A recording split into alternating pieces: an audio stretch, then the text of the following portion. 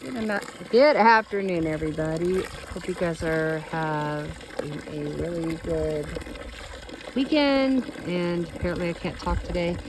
Anyways, I'm just out here looking at these girls, giving them some water. What I'm looking for with them is called sticky butt. The ones that have been bred, and I haven't seen them breed. That one has been bred, and she does have sticky butt. She just stuffs it from the backside of her being bred. So I'm kind of missing the bucket there. Looking for that on the other does. I don't really see anybody with sticky butt, but he's not stinky and in rut at the second, because he would be smelling really bad if he was. I know that girl else has been bred, and I'm pretty sure I saw him breeding Iggy. As far as for the other four out here, no, he hasn't really done anything. I don't see any sticky butts going on. And our two little baby Nubians went bye-bye today, our little bucklings. They went bye-bye. So the only baby that I have here is little Clover, and she's a doll. I just think she's so cute. She's over in the other pen. This is just the buck pen right here. And we always take our girls to the buck pen. If I take Mongo over there, I don't leave him over there. Just kind of see if he's walking around, if anybody's in heat or not. But he really isn't interested. If anybody's in heat, he's more interested in the hay that they have over there. So I just bring them over here and kind of weed out who needs to be in, who doesn't need to be in. So yeah, that's the update. The horses are doing good. I'm getting water set up to the pasture out there. I'll be letting the horses out pretty soon as soon as I get the hosing figured out. The calf's doing good. So yeah, and those guys are doing good over there. Maverick's growing. I've got like what, 5 or 6 does over there. I've got like, how many do I have in here? 2, 3, 4, 5, 6 in here, 6 in there. My Toggenburg's in the birthing barn over there. She's in a stall. She'll be kidding. I just don't exactly know when. I'm watching for signs. I've got Rose over there. I'll probably put, no, I think I'll just leave Rose in there for a while. I'm going to be milking her. I'm trying to figure out if she's drying up or the bucklings has just been on her so much she doesn't have a lot of milk. So we'll find out tomorrow morning when I come out here if she bags up more than what she is now. And then I've got Chloe with her little baby Clover. Clover's so stinking cute. So cute. Love her. Haven't decided whether I'm going to keep her or not. Usually I kind of keep the littlest ones. I mean, they just, once I keep them for like 8 months, then I just, might as well just keep them. I can keep her, honestly, because I can breed her to Maverick over there. He is Sig's baby, and they don't share the same mom or dad. She's a sibling to, let me see.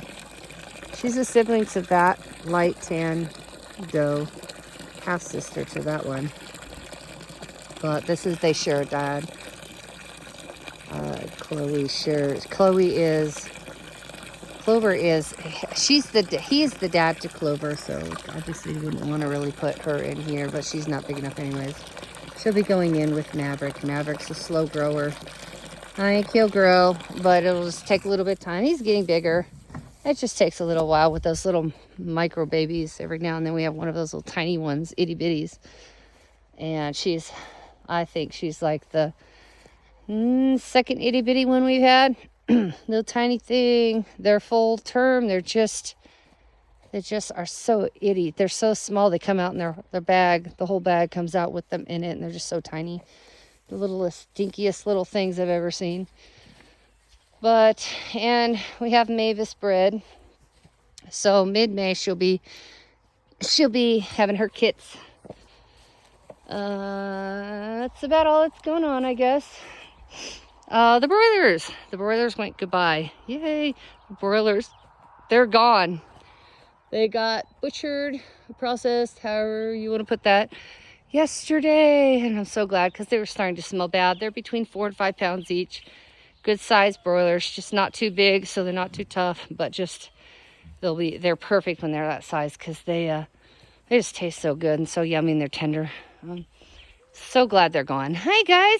Hi Smokey. Smokey knows his name. Hi, Smokey. Hi, Nighthawk. Hello, handsome boys. Wanted to ride today, but I just didn't get to it, did I? So hot. It was like 85 degrees, and it felt like it was 100 out here today. It's just so exhausted. Yeah, you guys are, yeah. Not interested in anything but eating, huh? He's the oldest. This boy he's a gray Davenport Arabian. He is the last. I think he has a half brother, but I don't know that the half brothers. I think the half brother might be alive. The half sister? No, it's half sister. But he's like one of the last oldest foals that were born, and yeah, he's like the last of his line. So when he's gone, there's no more of his line. He's an old boy, but he's still, he's definitely rideable and all that. He's just had some rough go-rounds with pneumonia and those kind of things, but he's gone through every one of them, and he's still kicking. We miss Mandy a lot, though. We do miss her. She was a good horse. And Smokey, we'll never get rid of him. He's a partner horse for this one. He's a buddy horse, and he's just a good old boy. Except for that darn knee of his. I wish that we could do something about that, but there's really nothing we can do about his knee. And he is not, able to be ridden trail or any of that stuff. And most you can do is like sit on him and walk around the paddock a little bit. That's it. Nothing more than that. But, oh man, that horse loves to be ridden. Nighthawk, not so much. He just likes to be a horse. Won't really anything. I mean, I can get on him and ride him, but he's super hyper, and yeah, I would be riding him in the round pen if I got on him, and I probably will. Kitties always follow me around. Hi, kitties. Everybody's following me around. They're so cute. They're so lazy. They want me to feed them like millions of particles of cat food every day so they don't have to catch mice, but that's not happening, is it? That is not happening. Inga, you're so dirty. Look at you. She'll get bred. Lila will get bred. Kind of hoping he'd be big enough to breed these guys, and he might be. I mean, hey, he's catching up. He started off really small. He was a little guy. He's still small, but he's getting bigger. Okay. Oh, he's growing. I think his gonads are growing more than he's growing, though, to be honest. That's a lot to carry around for a smaller goat. It's too cute and too funny. But we'll see what happens. I'll just leave him in here with these guys. I'll get these guys bred up. And I don't know if he's going to stay in here and breed these two, or I'm going to put these two over there with Mungo. It just all kind of depends. But these two are old enough, definitely over a year old, to be ready to be bred. Yeah. And Lila, are you ready to be bred, or you want nothing to do with those boys? Hi, girls. But the longer I wait to breed them, it seems like the harder it is. The older they get, the harder it is to get them bred. So. And Inga's not going to be a huge goat. She's a Kiko, purebred Kiko, so she'll be about the size of, oh, there's my other Kiko. Curry Cur over there. Miss Curry.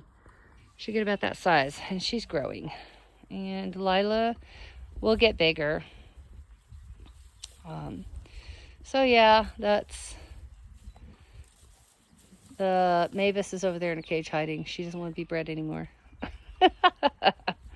Hi. Hi. Yeah, because we do 3 breedings 3 days in a row and make sure she catches. I'm doing a breeding for the kiddo, Elizabeth, so she can have a bunny and get in there and make sure that that rabbit's friendly for her to show in 4-H. So we'll see what happens, what she puts. She's always, her color is dominant. Her coat color is totally dominant. She is bred to a black and white buck and a gray and white buck, but guess what? She puts out her color babies. The only different color babies she ever has is tan babies. So we'll see if she puts out her color or we get that recessive trait pop up. You never know. I mean, if it does, that's perfect. And if it's doe, that's better. We'll keep her, because I literally have 3 bucks out there to breed with. So that's not a big deal. We want to get a different colored rabbit, but you know, genetics are what they are. Get what you get, I guess. So hopefully she throws out one of those recessive or one of the males, they're the recessive gene. They throw out a recessive gene and it pops out, and we have a spotted rabbit. That would be very cool. Kind of waiting to see what happens with her. I mean, this will be her 4th breeding.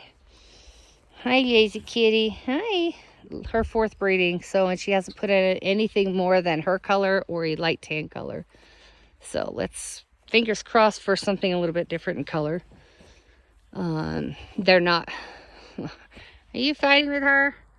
They're not purebreds. The rabbits that she's being bred with are purebreds. Mavis is not a purebred. She is a giant Flemish and Rex mix. So, but she puts out amazing rabbits for meat. I mean, they are like a medium-sized rabbit, and they're just perfect for meat rabbits. Hi, kitty kitties. So we'll see. Waiting on those to see what happens there. Mid-May, we'll see what she gets. Hopefully it's something cool. Cool colors. I like the cool colors. Cool colors sell better. I don't know why. Huh. Mungo, and you do your job. Get all these girls settled, and then we'll be good to go. Yeah. So that's about it. Get that water, replace that water tomorrow. All right. I hope you guys are having a good. I'm still looking at backsides there. Don't see anything on Curry. Nothing on Milky Way and Cherry, and questioning this doe over here. Red, maybe, possibly. I'm not sure, but I'm gonna say a no on her because I don't see enough of anything to be. I wouldn't know if it was muck butt. You definitely can tell. I mean, you know. So we'll watch for cycles, and next month we'll watch for anything coming back into heat. Mongo does do his job. So we got a good buck here, hoping that he, doesn't pass away in the next few years. That he's getting older, so you just never know with the weather. And yeah, I see nothing on Cherry over there. I want to get that doe bred for sure. She's got some beautiful babies. Curry always catches. She settles well. Milky Way settles. All these.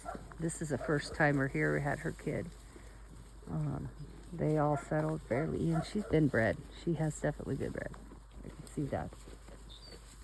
So, anyways, I'm just mumbling at this point. I come out here and just kind of look and check the goats and watch them and observe a couple, 2-3 times a day, because you have to be pretty observant when you're breeding to make sure that you know what's going on. I try to write the dates that I see down, that I see them breeding, and then, like Chloe, she went 2 or 3 cycles before she actually settled. So the first time she didn't settle at all. She just wanted to have fun, apparently. Chloe is over in the other pen with her little baby Clover. Hey, quit being mean. Stop that. You girls don't need to beat up. There's plenty of hay out here. Like, you always have plenty of hay. You get in here and clean this pen, though, don't I? I need to do some hoof trimming and stuff like that. So, finishing up school right now, and just finished up photography class. I'm finishing up biology, and then in August we'll be starting a back tech program. So I don't know how ready I'm going to be for that, but we're gonna go for it. So I definitely need to make sure all my goats settle, and hopefully nobody kids when I'm at school, because we really haven't had any problems. The kidding that we've had issues with, really I didn't have very many issues this year at all. I think I only had to pull maybe 1 kid. Most other years I have to pull a whole lot more than that. It really helped. That's a controlled burn over there. Sometimes these are not controlled burns, but a lot of times they are. They're probably burning a canal or something. Anyways, it's quiet. It's kind of weird. It's the clouds.